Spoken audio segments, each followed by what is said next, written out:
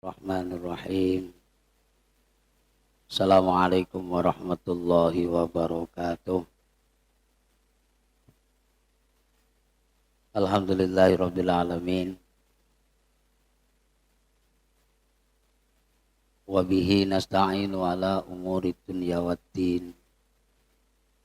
Wassalatu wassalamu ala asyrafil anbiya'i wal mursalin. Wa ala alihi wa ashabihi ajma'in. Rabbi shrah li sadri wa yassir li amri wahlul 'uqdatam min lisani yafqahu qawli. Rabbi fanfa'na bi barakatihim wahdinal husna bi hurmatihim wa amitna fi tariqatihim wa mu'afatim minal fitani. Sadaqallahul azim wa sadaqa rasuluhul karim wa nahnu ala zalika minas syahidin. Amma ba'du. Qala mu'alif rahimakumullahu ta'ala wa nafa'ana bihi wa bi ulumihi fid dharaini amin ya rabbal alamin. Al-Fatihah. A'udzu billahi minasy syaithanir rajim. Bismillahirrahmanirrahim. Alhamdulillahi rabbil alamin. Ar-Rahmanir Rahim. Maliki yaumiddin. Iyyaka na'budu wa iyyaka nasta'in. Ihdinas siratal mustaqim. Siratal ladzina an'amta 'alaihim ghairil maghdubi 'alaihim waladdallin. Amin. Qala meneruskan pembahasan malam Jumat yang lalu, masih membahas tentang muraqabah. Muraqabah itu diantara salah satu jalan menuju wusul ilallah. Menuju wusul ilallah. Agar supaya bisa bertemu dengan Allah. Agar bisa ketemu dengan Allah. Di antaranya selalu mengajak hatinya atau mata hatinya untuk muraqabah. Lagi-lagi saya sampaikan dan saya jelaskan tentang muraqabah yang artinya adalah mengintai-intai atau mengamati kekuasaan ataupun anugerah-anugerah Allah Subhanahu wa taala. Yang jumlah muraqabahnya itu ada 20 muraqabah. Ada 20 muraqabah. Yang pertama kemarin diterangkan adalah muraqabah ahadiyah. Yang kedua adalah muraqabah ma'iyah. Ya, ingat-ingat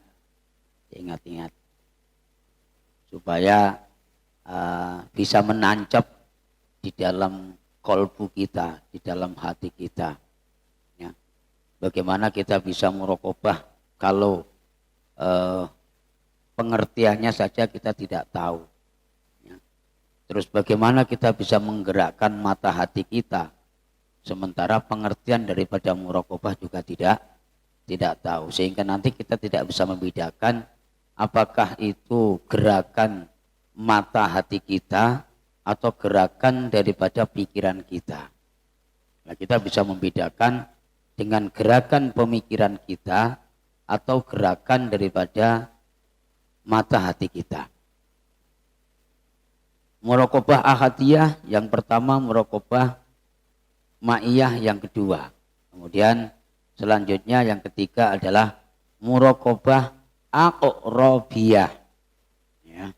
Muraqabah aqrabiyah, yaitu mengajak mata hati kita atau mata batin kita atau basiroh kita untuk mengintai-intai, untuk mengamati bahwa Allah Subhanahu wa taala itu lebih dekat kepada kita dibanding yang lainnya. Makanya namanya aqrab. Ya. Kalau qoribun itu dekat, tapi kalau aqrab lebih daripada dekat. Ini kadang-kalanya kita tidak sadarkan diri dan kita juga kadang tidak tahu bahwa Allah itu selalu aqrab. Allah itu selalu dekat dengan hambanya. Ya. Tapi karena basiroh kita tidak mampu membuka, mata hati kita tidak bisa melihat, sehingga kita merasa bahwa Allah itu jauh dengan kita. Ya. Maka kadang terbesit di dalam hati kita ketika kita mengalunkan doa, ketika kita berdoa, ya Allah, Allah marzuqni ya Allah, ya, Allah maj'alni ya Allah, dan seterusnya itu tidak terasa seolah-olah itu Allah tuh jauh, Allah tuh jauh seolah-olah. Nah, padahal tidak usah kita gembar-gembor, ya, tidak usah kita teriak-teriak. Allah itu sudah mendengar karena saking dekatnya Allah dengan kita. Nah, ini Bapak-bapak yang dirahmati Allah Subhanahu wa taala, tentunya juga harus kita memakai rasa bahwa Allah itu dekat dengan kita. Rasa bahwa Allah itu dekat dengan kita. Dan kita berusaha untuk mengajak kedekatan Allah, melihat kedekatan Allah terhadap kita lebih dekat daripada pendengaran telinga kita, lebih dekat daripada penglihatan mata kita, lebih dekat daripada gerak-gerik lidah kita, dan juga lebih dekat daripada penciuman yang ada di dalam hidung kita. Dan bahkan lebih dekat daripada gerakan pikiran yang ada di dalam otak kita. Sebelum kita berpikir, sebelum kita menggerakkan pikiran kita, sebelum kita menggerakkan lidah kita untuk mengunyah sesuatu, sebelum kita memakai mata kita untuk melihat sesuatu, sebelum kita mendengarkan suara-suara yang akan masuk di telinga kita, maka Allah sudah berada di sebelumnya. Saking dekatnya, Pak. Itu maka kata ulama tasawuf itu, orang yang betul-betul sudah wusul ilallah, ya, sudah betul-betul makrifat kepada Allah, mereka tidak merasa bahwa mereka melihat, tidak merasa bahwa mereka bergerak, tidak merasa bahwa mereka memegang, tidak merasa bahwa mereka berjalan.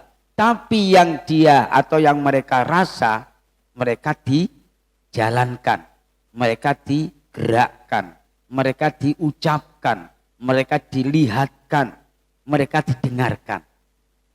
Karena sebelum melihat, sebelum bergerak, sebelum memegang, sebelum mendengar, itu sudah ada Allah yang lebih mendengar, Allah yang lebih melihat daripada penglihatan-penglihatan mata kita, daripada pendengaran-pendengaran telinga kita.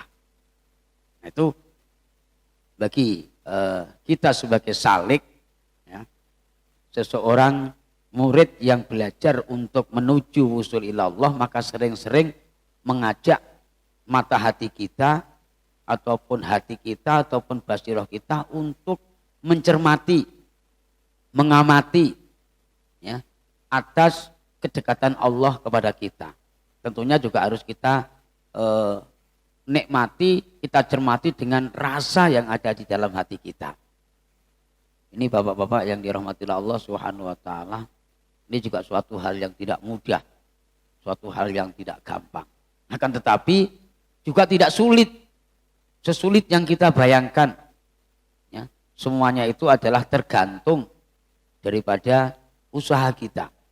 Kalau sering-sering kita menggerakkan hati kita, mengajak hati kita untuk selalu melihat, ya, memandang, mencermati, menganalisa, ya, anugerah-anugerah Allah yang ada di atas muka bumi ini, ya, dan juga mengajak hati kita untuk merasa bahwa Allah itu dekat dengan kita, Allah selalu mengawasi kita, Allah selalu melihat gerak-gerik kita, Allah selalu mendengar apa yang jadi ucapan-ucapan kita. Bahkan sebelum kita ucapkan, Allah sudah mengetahui apa yang akan kita ucapkan. Itu sering kita ajak hati kita untuk mencermati, untuk mengamati, untuk selalu mengintai-intai terus. Itu kalau kita sering, kita ajak latihan, ya, terus menerus, sedikit demi sedikit, insya Allah pelan-pelan akan terbuka anugerah-anugerah Allah. Dan juga dengan kedekatannya kita kepada Allah Subhanahu wa taala, hati juga sering kita ajak untuk mengamati atau melihat makhluk-makhluk Allah yang ada di atas muka bumi ini, bahkan yang ada di langit. Sering kadang-kalanya kita ajak merenung hati kita, ya Allah, kalau dipikir-pikir dengan akal sehat itu betapa hebatnya Allah, ya, betapa luar biasanya Allah. Air yang ada di di atas, di bawah langit itu, Pak, itu kenapa tidak jatuh? Coba tahu mendung? Mendung tahu ya? Kalau yang pernah naik pesawat itu, oh itu Pak Firman ya, Pak RT itu pernah. Cuman waktu Pak RT naik pesawat itu, pas kebetulannya mendungnya itu tidak mendung yang gelap, tidak mendung yang tebel, jadi awan saja, jadi biasa-biasa krek-krek rasanya di pesawat itu aja. Padahal kalau sudah melewati mendung yang tebel, itu kayak macam kita naik kapal menerpa ombak, rasanya seperti itu. Nah, bisa kita bayangkan betapa hebatnya Allah Subhanahu wa taala membuat air yang di atas itu kok nggak bisa jatuh, gitu loh Pak. Dan masih menunggu begitu jatuh, kenapa jatuhnya itu nggak gelondongan gitu, ya kan? Nggak menggumpal, kok kayak macam ada ada saringannya. Itu Pak Marjo sering diajak ya hatinya itu untuk mengintai-intai anugerah-anugerah Allah sampai segitunya, ya. Terus juga kita ajak hati kita untuk selalu melihat kebesaran Allah yang ada di langit. Selain mendung ada juga bintang-bintang, ya, yang kelap-kelip ketika malam hari. Begitu indahnya kalau kita lihat dari bawah. Ini juga harus kita murokobai. Kalau bahasa gampangnya itu ngelamun. Kalau ngelamun itu kan di pikiran, ya kan, di akal kita. Lah ini ngelamun hati. Lamunannya hati itu namanya murokobah. Kelihatannya kita diem, ya. Kelihatannya kita diem, tapi hati ini mentelusuri apa saja yang ada di sekitarnya. Anugerah apa saja yang ada di kanan dan kirinya, depan dan belakangnya, atas dan bawahnya. Maka rata-rata orang-orang salik itu biasanya ngomongnya sama diemnya itu banyak diemnya. Mereka lebih banyak ngomong hati daripada ngomong mulutnya. Karena hatinya diajak ngomong terus. Apa yang ada di sekelilingnya, baik itu yang baik maupun yang tidak baik. Baik itu yang enak maupun yang tidak enak, baik itu nikmat maupun azab ataupun musibah, itu selalu dibaca terus oleh mata hatinya. Beda dengan kita. Kalau kita ini hati kita diem, tapi mulut kita ngomel terus, terocos terus. Orang-orang yang usul ilallah itu, ya, mulutnya diem, tapi hatinya ngomong terus. Allah, Allah, Allah, Allah, Allah, ya Allah. Ya Allah, begitu hebatnya Engkau ya Allah. Kenapa? Engkau jodohkan aku seorang istri yang cerewet ya Allah. Kenapa? Engkau buat aku seperti ini ya Allah. Kenapa engkau titipkan aku seorang anak yang susah diatur ya Allah. Itu terus, ngomong terus hati. Ya. Saking dekatnya Allah terhadap kita, bagi orang-orang yang usul kepada Allah, yang sudah dekat dengan Allah, itu kadang-kalanya kalau minta sama Allah tuh malu, Pak. Malu. Ya. Kayak macam Mas Ali itu kan malu dia kalau minta. Malunya bukan karena banyak dosanya, bukan. Akan tetapi malunya itu terlalu seuzon sama Allah. Loh, untuk apa aku minta sama Allah? Orang Allah tuh udah tahu. Keinginanku itu udah tahu, kebutuhanku tuh tahu. Tahu kalau kita tuh banyak hutang tuh tahu Allah itu, Pak. Nggak usah minta, ya Allah berikanlah aku rezeki untuk bayar hutang ya Allah. Itu nggak usah seperti itu tuh Allah udah ngerti. Kalau wajah-wajah kita tuh wajah-wajah hutang itu udah tahu semua. Wajah-wajah prihatin itu udah tahu semua kita itu. Ya. Tak usah gembar-gembor, nangis-nangis. Itu bagi orang yang usul sudah kepada Allah. Kalau bagi kita yang belum usul sama Allah ya seperti itulah. Siang malam nangis, di tengah malam kita merintih-rintih, menangis kepada Allah, ya Allah kabulkanlah permintaan kami ya Allah. Ya. Saking menggebu-gebunya tuh meraung-raung seolah-olah Allah tuh nggak dengar. Seolah-olah Allah tuh nggak ada di dalamnya itu. Ini bagi orang-orang yang belum usul kepada Allah. Bagi orang-orang yang sudah usul kepada Allah, itu diem saja. Nah, maka kita sering mengajak latihan kepada bapak-bapak, ya, kadang melatih untuk melek malam, ya, melek malam prihatin. Bahasa saya itu apa? Grantes, ya. Selalu mikir. Bukan berarti kita susah-susah kali itu tidak. Ya, tapi sengaja kita susahkan badan kita. Ya kalau ibaratnya Pak Marjo itu kan ya nggak usah teriak-teriak meminta-minta sama Allah itu. Asal dia tiap hari kerja terus itu tanggal muda tetap gajian, betul nggak Pak? Ya betul kan. Ibarat nggak sholat pun lah ibaratnya, nggak sholat pun, nggak dzikir, nggak apalah. Asal tiap hari kerja, mesti tanggal muda gajian. Nggak usah sama minta-minta sama Allah. Gitu loh Pak. Jadi bapak-bapak yang dirahmati Allah Subhanahu Wa Taala, hal ini juga bagaimana kita bisa mengajak hati kita untuk selalu mengintai-intai atas anugerahnya Allah. Ya. Sehingga dengan hasil daripada muraqabah itu, kita kadang sangat sulit dan sangat khawatir untuk memonten atau menilai orang lain yang kadang tidak benar. Dari hasil muraqabah yang ada di dalam hati kita, ya, yang selalu kita gerakkan basirah kita untuk melihat fadlnya Allah, anugerahnya Allah yang ada di sekeliling kita, kadang kita takut untuk menjas kejelekan, keburukan, dan kesalahan orang lain.